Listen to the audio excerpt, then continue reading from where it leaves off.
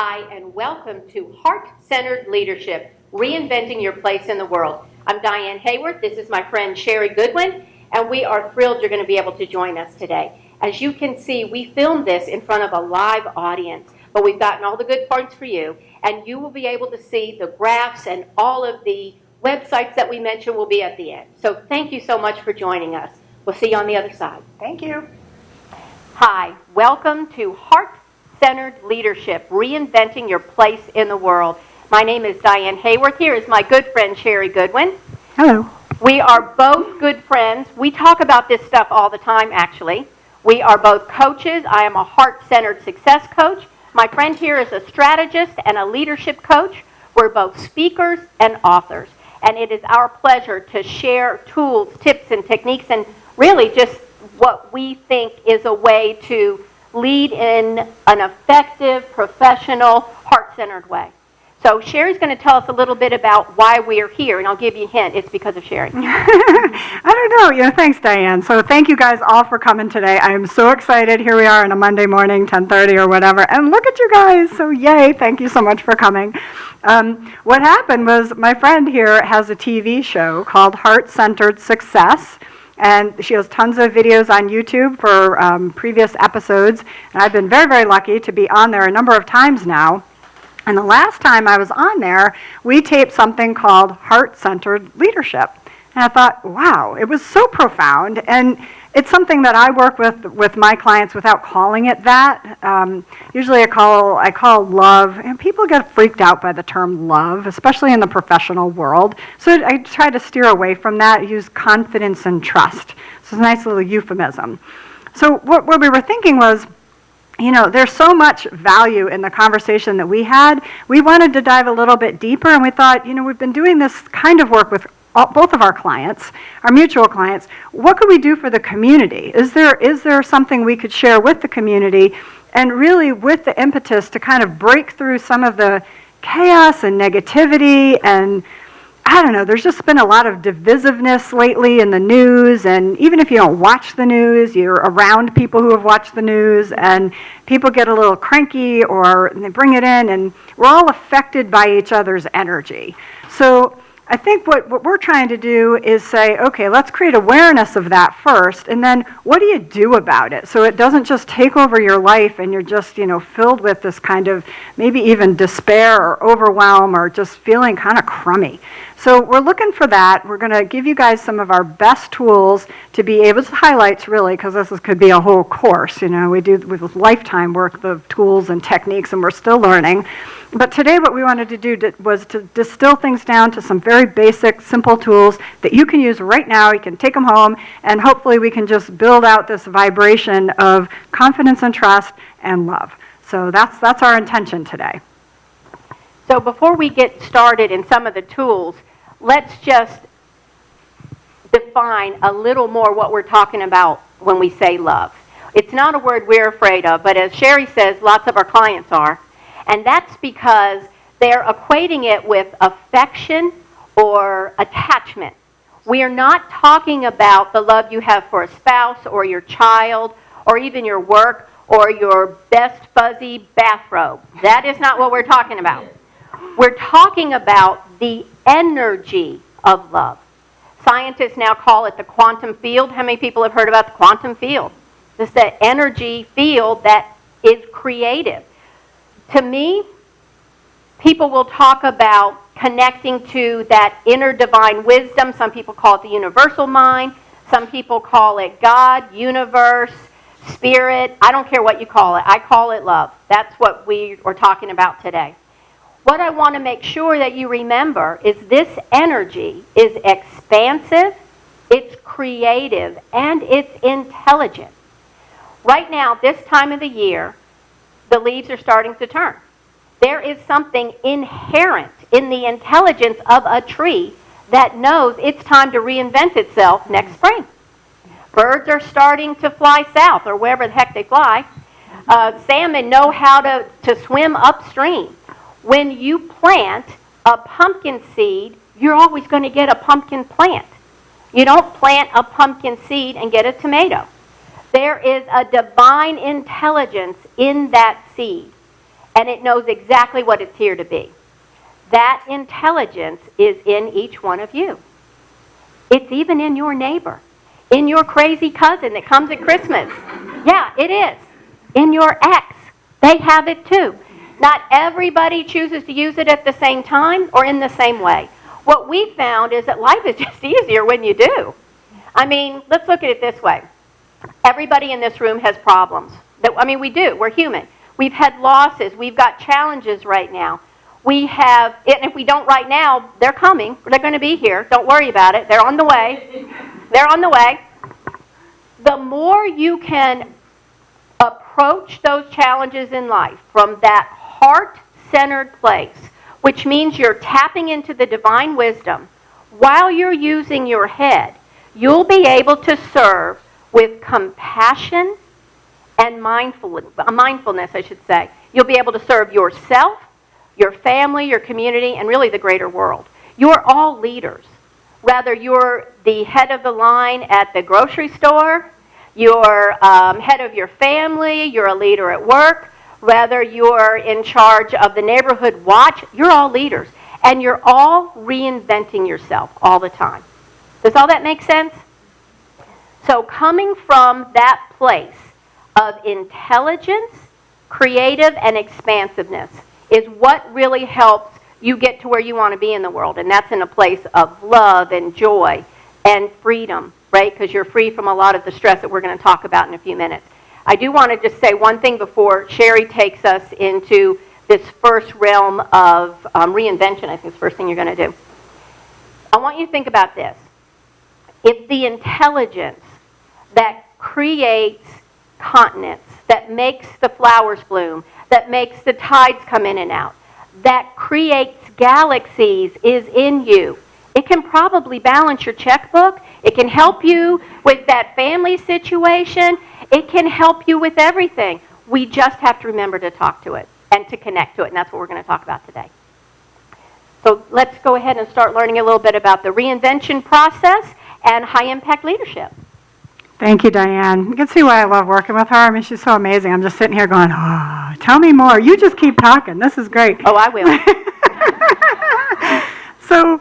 So for me, one of the things that I know for sure is that you can always reinvent yourself, right? Every single moment is an opportunity to reinvent. You might need a little tweak.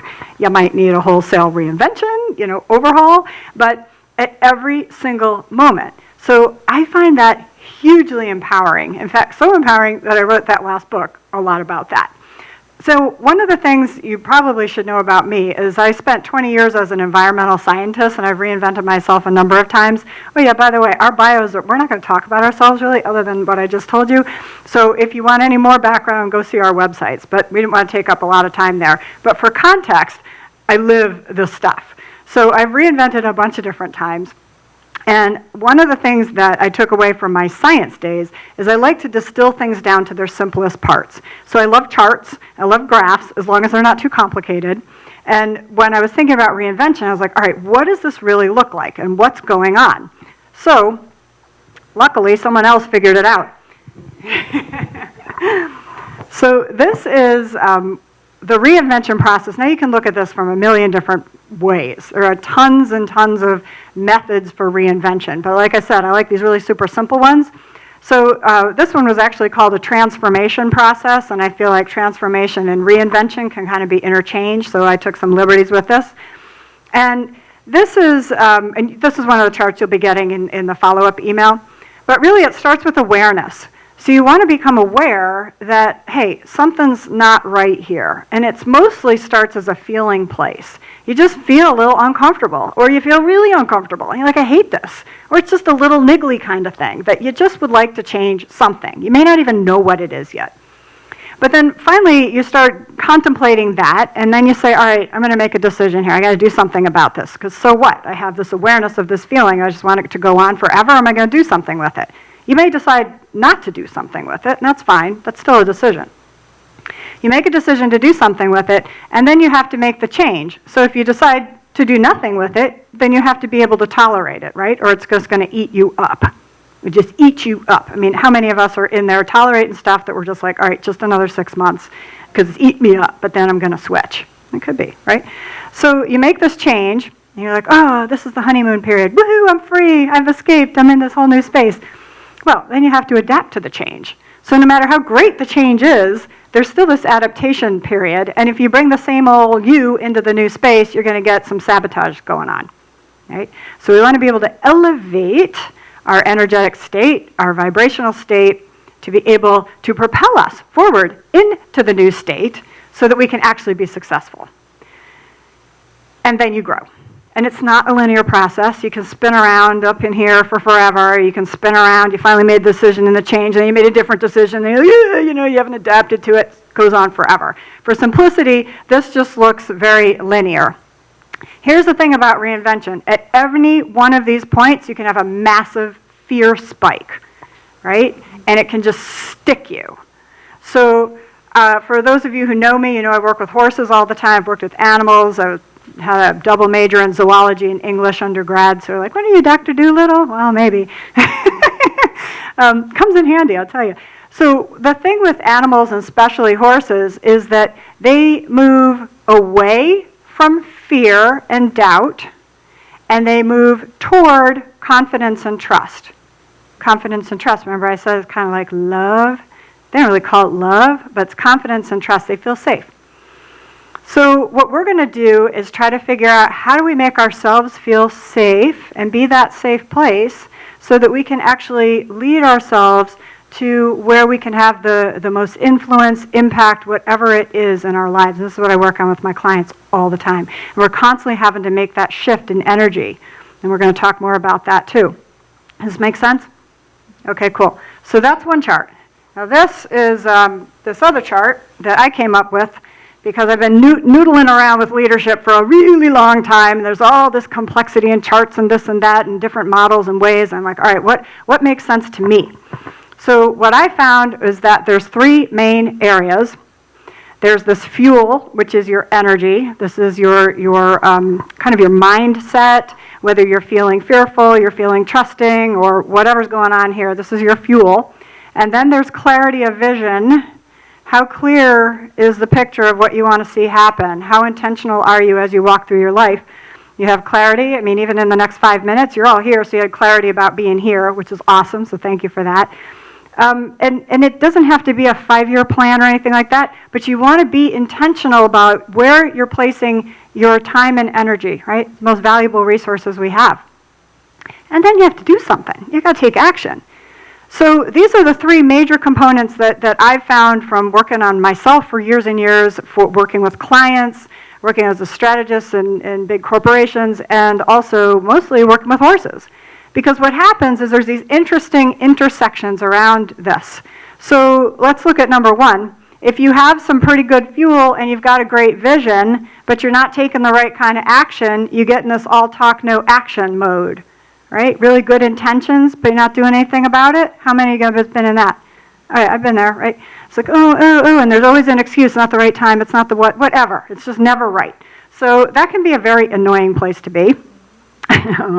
And then number two is where you got the fuel and you're taking all this action and you're going, you're so busy and you're busy and you're busy and you're busy and you're exhausted and you can't wait for the weekend and all this stuff's going on and you have no time and you may be making a lot of money and you're having an impact, but you're just going and going and going.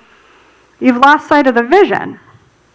And what happens there is you get scattered results and frustration. And this happens a lot with people in general, but also with organizations and companies who are in high growth mode and they've lost connection with what's their overall goal here, even just in a next 6 months kind of goal. And they haven't informed the staff, and the staff are busy, and there could be a merger, acquisition, some kind of shift, somebody got fired, who knows, all kinds of changes, and then more work is dumped on one of you guys without additional resources. It can get crazy, and you don't even know why, or where's the end here, or what's the goal that we're working towards. So it can get very scattered and a frustrating place to be. And then finally, there's number three here, is where you have this grand vision, and you've been busting your butt, taking a ton of action to make this thing reality. And this happens with a lot of entrepreneurs, a lot of nonprofits, real good do-gooders. You give everything to the cause. Could be you're doing it for your kids. I know I've done it for my horses. And you're forgetting to nourish your own fuel. All right?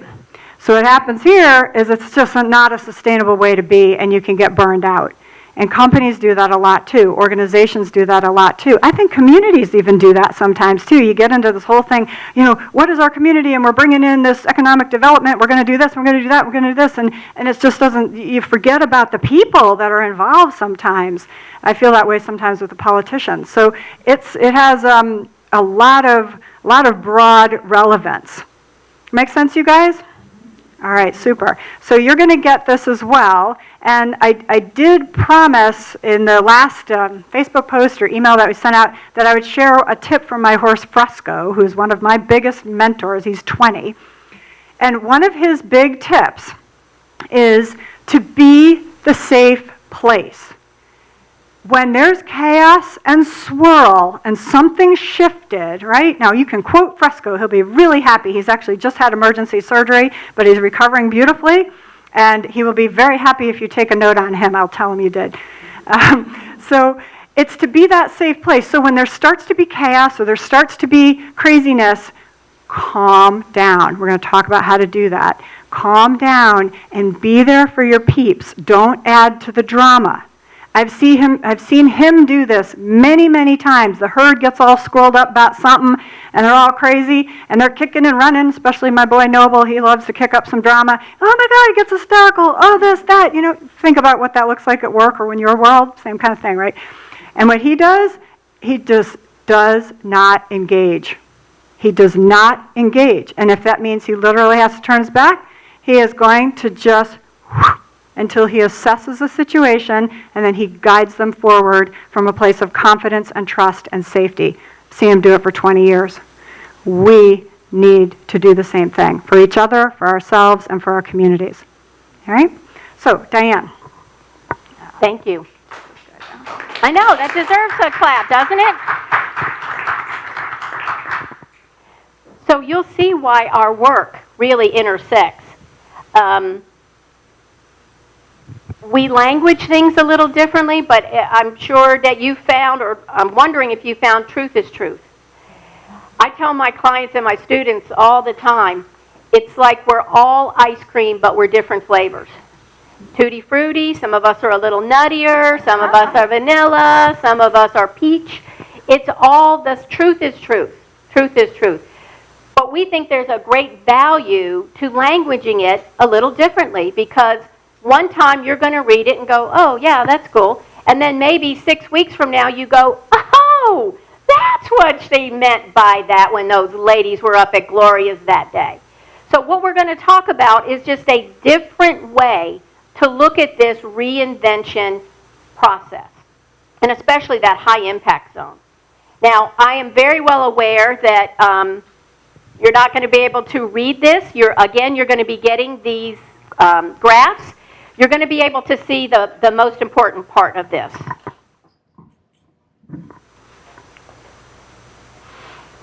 So you can see the tornado, right? Okay, that's really all we need to worry about right this second. So this is a image that came to me in meditation. This is one of the ways that I tap into that inner divine, one of the ways that I reinvent myself. And I thought, Shari's got those cool graphics with cool names. I better come up with one. So I did, honest to God, I really did. Because I had just read your book and thought, I want graphs too. So mine's called Navigating the Spiral of Human Consciousness. Wow. Yeah, I was pretty excited. And then I had to figure out, well, what does that mean? So here's the way it came to me. Imagine that all the white here is what I call the oneness. You can call that the quantum field. Shari just talked to us about the energy at work, the energy of the herd, the energy in this room. The energy is all around you. It's everywhere, right? When we're talking about the oneness, I'm talking about that energy of love that runs through all of us. We have access to. Okay? Now, see the funnel shape. This is what I call the constricted or restricted area. So when Shari's telling you, we just went over, when you're stressed, when you're overwhelmed, what happens? You feel really restricted, really constricted, right? You can feel it in your body. You can feel it. You don't breathe. As a matter of fact, how many times have you told a client to breathe? Y'all pay us to tell you to breathe because you forget. And it's because you're stressed. Your brain is not thinking correctly when it's filled with stress hormones. It's just not. So if you think of this as your consciousness, this is your thoughts, right? So as Shari was telling us, this is how our energy and our thoughts are going up this spiral. When you're up here, you are connected to that intelligence within. You're totally connected. Does that happen very often? Not for me. I mean, it's one of the processes that you go up and down, just like she said on one of her charts. You will go back and forth in the reinvention process. That's why this is designed like this. You'll go up, and everything will be pretty cool. Then you get that letter from the IRS, and down you go. Down you go. And then you'll go up. You've been meditating for a couple weeks. You're feeling pretty good. Everything's cool. You got that IRS thing taken care of. Everything's cool. And then somebody gets sick. Somebody passes away, and down you go again. What will happen is, when you're coming from a place of ego, and I don't mean that as a negative, that's just your human personality. But when you are stressed, when you're overwhelmed, when you're frustrated, you're not in the happy place. You're down here. We're in the middle of hurricane season right now, right? What happens at the base of the hurricane when it hits through, right? That funnel comes. That's where the chaos is, the maximum chaos Shari was just talking about. That's the most destruction is there. That's what happens when your life is run solely by your ego. You can push through, and you can push through for a while, and it can look good on paper. It really can. You can look like super cool on Facebook. Nobody knows, but you know. You know because of the way you feel. You don't feel expansive. You don't feel creative. You don't feel intelligent. You might pretend you are, and you're posting all those cool memes on Facebook, but you're not feeling super intelligent. Does that make sense? One of the other things that happens as you go down here is you have an us versus them mentality. The problem with your life when you're in that place is out there. It's the other guy. It's the other group. It's the competition. Certainly not me, because I'm cool. It's just everybody else. When you're connected and you are expanding into this intelligent, creative, expansive place, you have the oneness mentality. What is the best leadership technique for me, for everyone involved? What is best for the all?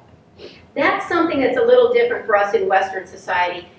In Eastern philosophy, it's all about community. It's all about what's good for the group. Here we are, as my mentor Robert Holder calls us, dysfunctionally independent.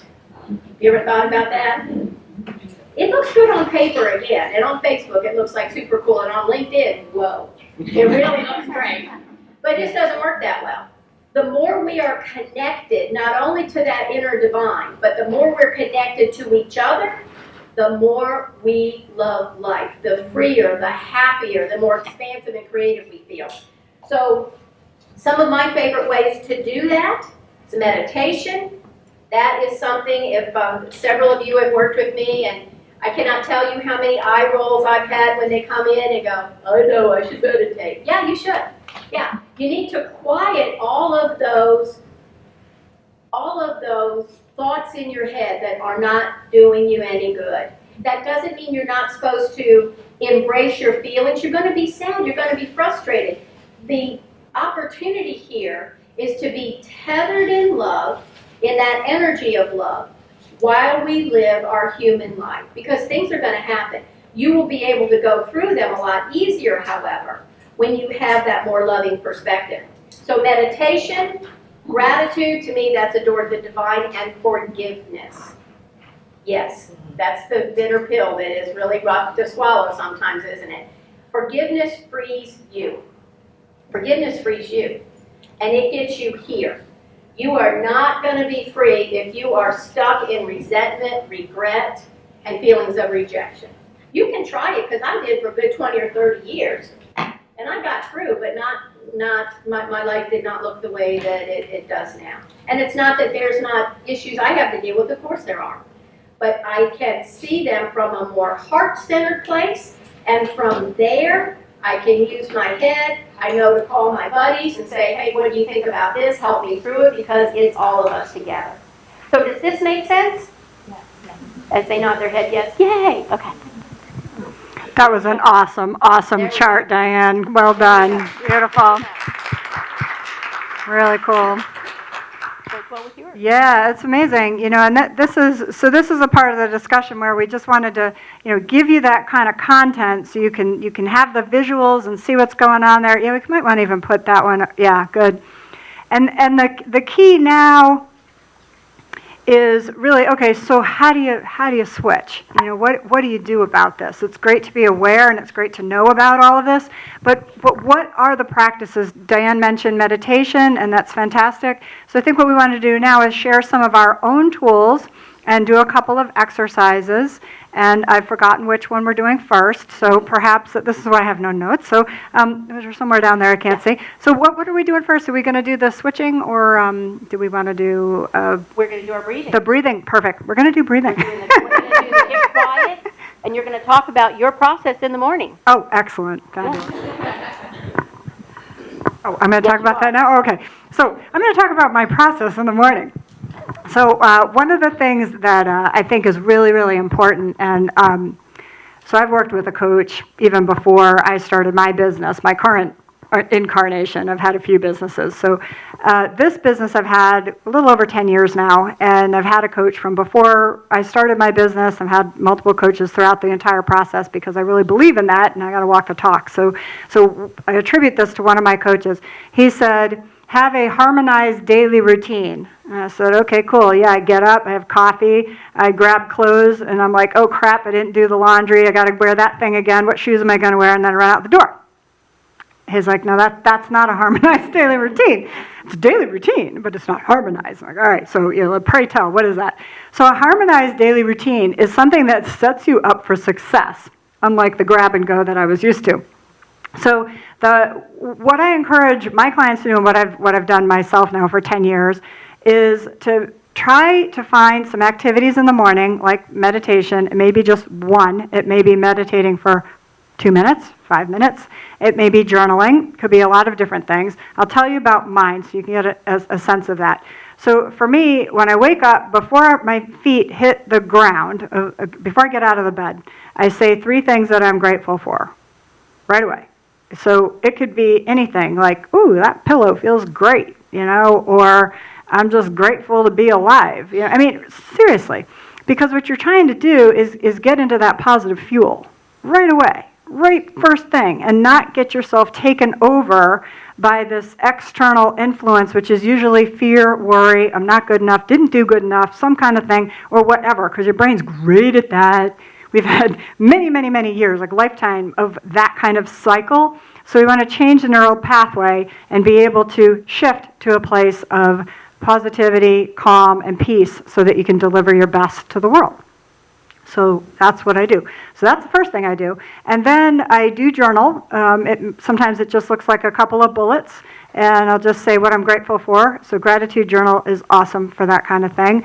I try not to dwell on negativity. If I find myself going into something negative, I try to find the lesson in that. What have I learned from this? Or who else did I connect through this kind of horrific thing that might have happened? There's this other now person in my life who is incredible.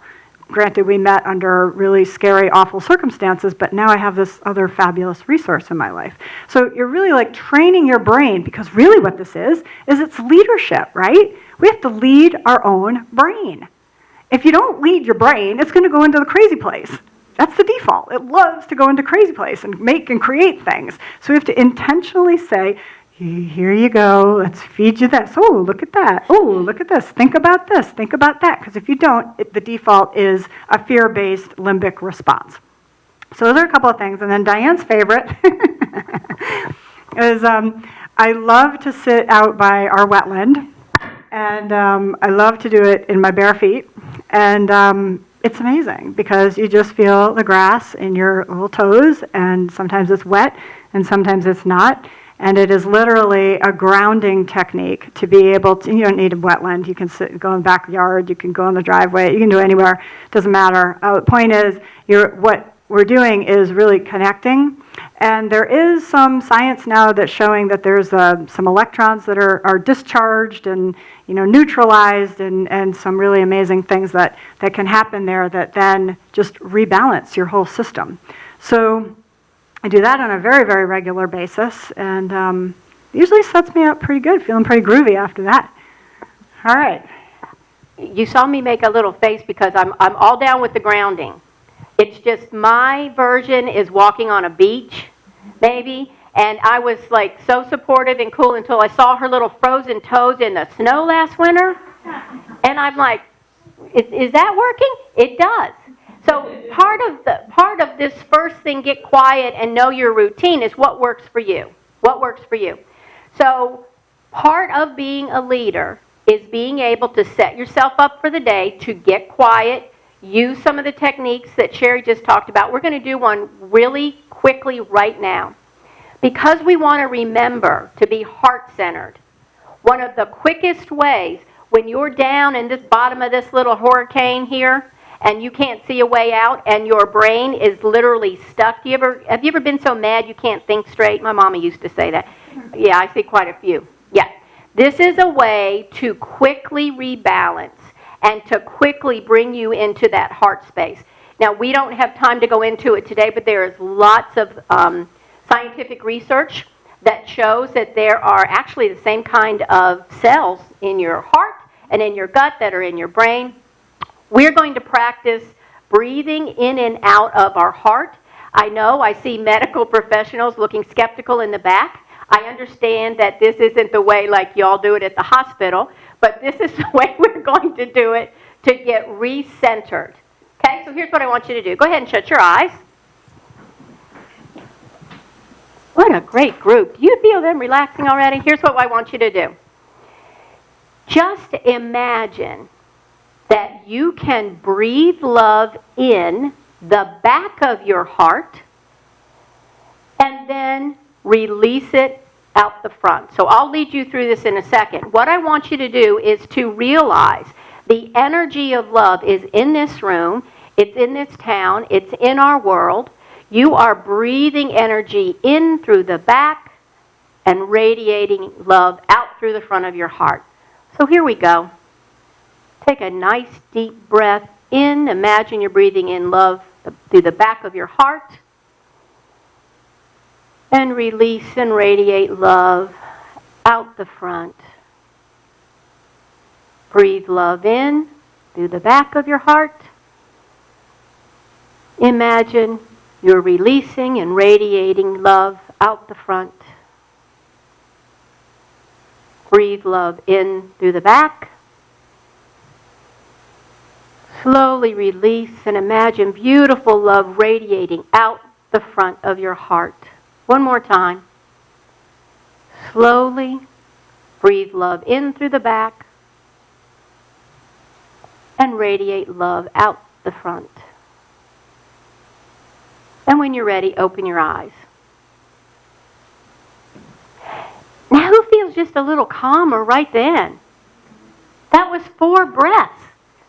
I will often, as part of I have a morning ritual, and I will often breathe 10 times, 10 heart breaths in the morning. And I breathe 20 heart breaths if I'm going to watch the news. I'm going to do 100 heart breaths before I go to family Thanksgiving. Do what you need to do, but this is a beautiful way to remember where your power is, where that intelligence is. It's in the heart center. So next we're going to talk about questions. Yeah, it's so beautiful, and that calming exercise is so beautiful. And I'll just share one other kind of add-on to that. So sometimes in the morning people like to walk or exercise or whatever, and if you can be very mindful of your breathing when you're doing that with that same kind of exercise, what I'll try to do, because I got to optimize stuff. So I'm thinking, all right, I'm going to walk, so I'm getting my steps in, and I'm going to breathe, so I'm getting the things. It's just like checking off the box, right? It's totally not what you're really supposed to be doing, but it does work. So you can walk and you can breathe in with each step, and you could be walking at a pretty good clip or jogging, running, whatever you're doing, and breathing in, counting, have it come up through the back and then back out through the front. And so it becomes this beautiful cycle, and your whole physical being becomes part of this whole experience. I actually do it on a horse too. So, and I'm sitting on the horse, I'll breathe in with their stride, counting 4, 5, 6, whatever stride, breathe out 4 or 5 would depend on the horse. Lemon squeezy is kind of quick, so no, but really it helps them start to relax and breathe, and your heart gets connected to yourself, to the other, to whatever. So it's a great activity. And you're disconnected from the stress, the worry, the overwhelm. It does change your brain. Yeah, it really does. And like anything else, you have to do it on a regular basis. One and done, not going to happen. You got to make sure you do it every day or multiple times a day. So the switching questions, what we want to talk about is, all right, so if you're in this kind of state of you've been gripped, or gripped, and you're nervous and worried, and you're in the little tornado, the bottom there, or you're in bad fuel, whatever it might be. So the first thing is to take that breath. First, you have to be aware of it. Sometimes you're not even aware, and you just go around, and then you create more tornadic experience. And then all of a sudden, you will become aware of it, and then you take the breath, and you land, and it says, you can ask yourself, what am I assuming about this? What am I assuming about this? What I found as a coach is most of the time people are feeling disempowered. Someone else is controlling something, or you believe something else is controlling something. So we've somehow abdicated our own authority of our own life. So where is that? So the question, what am I assuming about this, makes you stop and check that. And it's like, is that even true? And you gives yourself a little stop, and then that limbic brain, where you're in crazy brain tornado at the bottom there, starts to go, and it relaxes, and you can get up a little bit, so you actually can start thinking. And so then the next question is, well, how else could I think about this? Right? So what am I assuming, and how else can I think about this? Because what that is starting to do is, Diane talked in the beginning about love expands. Well, this is the practical application of being able to expand options. It's not just one option, because if you have one, that's not an option. That's just all you can do. You always have an option. There are always options. There might be some repercussions that you're not really fond of, but then check your assumption about that too. Because you're usually saying, well, I can't do that because that. Well, what am I assuming about the other piece of that? Well, what if I think about this differently too? So you really start to brainstorm a whole new way of thinking, really open you up. So I love that, and that's exactly what we always encourage you all to do, and that's what we do, right? How else can I think about this? One of the things that was a real eye-opener for me is understanding the mindset that got me into my quandary was not going to get me out. That is a really important thing to remember. So for me, when I'm down in here, in the constricted area, and I can feel it in my chest, I can feel it. It hurts. It's not comfortable. What I do is do those heart breaths, and I start to ask questions of love. And again, that is the energy of love. You can call it God, universe, universal mind, whatever you want. I will typically do that as I journal, because that's just a way that really works well for me. Part of my spiritual practice in the morning includes journaling at least, usually 5 days a week, at least. And I'll journal for so many pages, but I will end with a question like this. Love, what do you most want me to know today? Love, what do you most want me to know today? And that has led to revelations like this. But I have to be honest, it's also I've gotten things like, just calm down. Like I get that a lot. Just calm down. Just calm down. Because my internal intelligence knows me and knows what it is. I've also asked questions, what are 3 things I can do today, this weekend, in the next 2 days to move this project forward? Sometimes that gets me out of my own box thinking. Just what are 3 things that I need to do? And then let it come through. I love that we're in this beautiful music space because I think it gives us a really good example. How many people have seen interviews with musicians, songwriters that say, it just came to me. Just came. The music just came. The words just came. You'll hear that from artists. I know as authors, when you're in the flow, It just comes through you. That's the place where that intelligence is here to guide you. It's when you're in the flow. So asking those questions are a wonderful way to help you get there. Make sense? Yeah. Yeah, and we're going to open for discussion in a little bit and talk about practical application, your questions, and all of that as well. But I'm always thinking about the gifts too. I mentioned about what are the lessons that you're getting from any type of situation. Yep.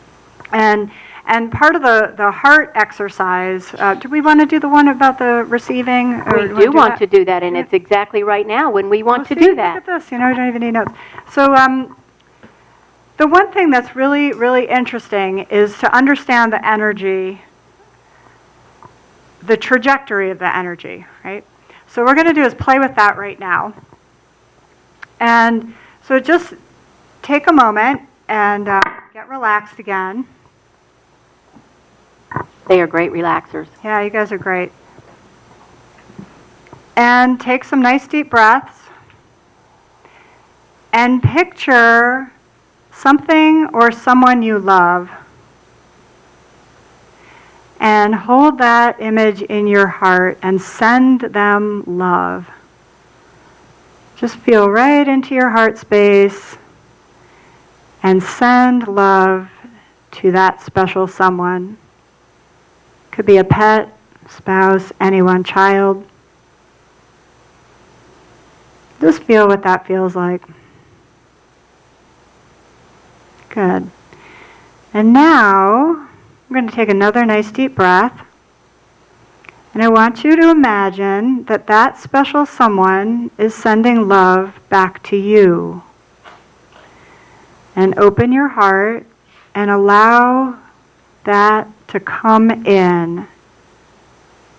Just feel that energy coming into your heart. And just notice, does it feel different or the same? Just notice. Good. And when you're ready, open your eyes, go back to the room. So when I first did that, I could, I can send love out. I'm sending it. There it goes. Woo, it's gone. I get all happy. Makes me happy to send love. And then when I opened to have it come back, it felt different.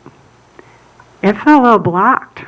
I wasn't sure I wanted it to come in. I was kind of oogged me out a little bit, quite frankly. So I just thought, okay, I'm not going to judge that. I'm just going to notice that. Because that's about receiving, and it's about everything in your life. Being able to receive the abundance. Being able to receive new clients. Being able to receive a promotion. Being able to receive new opportunities when they're presented. Being able to feel appreciated. To feel valued. One of the things a lot of my clients struggle with are very successful people, many of them. A lot of them are coming up into being top leaders, amazing. They don't feel like they've done enough, or they don't feel appreciated for what they've done, and they're giving and giving and giving, and they're not feeling appreciated. And some of that might be circumstantial. It could be, an organizational dysfunction, or what was that cool thing you said, dysfunctionally independent. Well, that's kind of interesting. So it could be something like that, and it can also be on you. How open are you to be able to receive? How open are you willing to receive support and help? That was something that came to me the other day. People like, I can help you. Take the help. Here, accept the help. Well, I do this all myself. Especially I'm a solopreneur. I got this. Anybody else feel like that sometimes? You got to just handle it? Yeah. So when you start to be able to open and accept the support of your friends, of your community, of your boss, of your dog, or whatever it is, being able to bring that in, and you can start in very, very simple ways by just noticing that there might be a little bit of a difference in feeling. We're not trying to equalize the feeling or anything. You don't have to try to make it be something different. It's just about noticing where you might be holding a little bit, where there's a little bit of resistance, because we really want to work on opening, so you can be as expansive as possible, so that, for me, the intention is always to be able to add the most value to the world in the way that only I can. So if I'm holding back and I got myself restricted in a certain place, I can't give myself fully to others because I can't accept fully back, right? So I'm working on that, and the more that I can embrace that and be more vulnerable and be willing to take that, the more and the better I can serve people and the deeper I can serve people. I think it's important to note that you need to receive love for yourself as well. That's part of this heart-centered leadership. This is about a flow. It's not just standing up here and barking orders, although that is fun for a while, I have to say. But then my kids grew up, so that was over. But it's about the receiving and giving and receiving, giving and receiving. When you're down here in this part, or you're in the overwhelm, the burnout part that you discussed, right? That's when we're just like, I'm doing everything, nobody knows what I'm doing. Well, they probably don't. But you may not be aware of what you're receiving. I actually have something that not many people in this room have. It is a paper calendar. Do you remember those from the last century? You open it up, it's like made of paper, has little blocks on it. It's got the month at the top. So I have a gratitude calendar. And I write on there not only payments I get from clients and things like that, but when a friend gives me a book, when somebody buys me lunch, when I'm given a compliment, when somebody does just all kinds of wonderful things, like buys my coffee in the coffee line, right? That's a big one. That's a big one. Write it down. You need to be aware of everything that you're receiving, because I guarantee you, the more you are aware of what you receive, the more willing you are to give, because you're not afraid of losing it. There's no scarcity. Does that make sense? Okay. So our intent is that it all made sense, by the way. So here's what we'd like you to do. This is the participation part. We want you to turn to your neighbor, and I bet you can find one because y'all are all in there together. And we want you to take a few minutes, and I know the first issue is always, well, I don't know, do you want to go first? I don't know. Whoever's tallest goes first, all right? So just sit up, and if you're the tallest, even if it's by a hair or a poofy thing, you're first. Want you to tell your partner what was a major takeaway so far today and what you're committed to. What are you committed to do after this workshop? So the tall person in your group will now start. We're going to give you a few minutes and then we'll switch.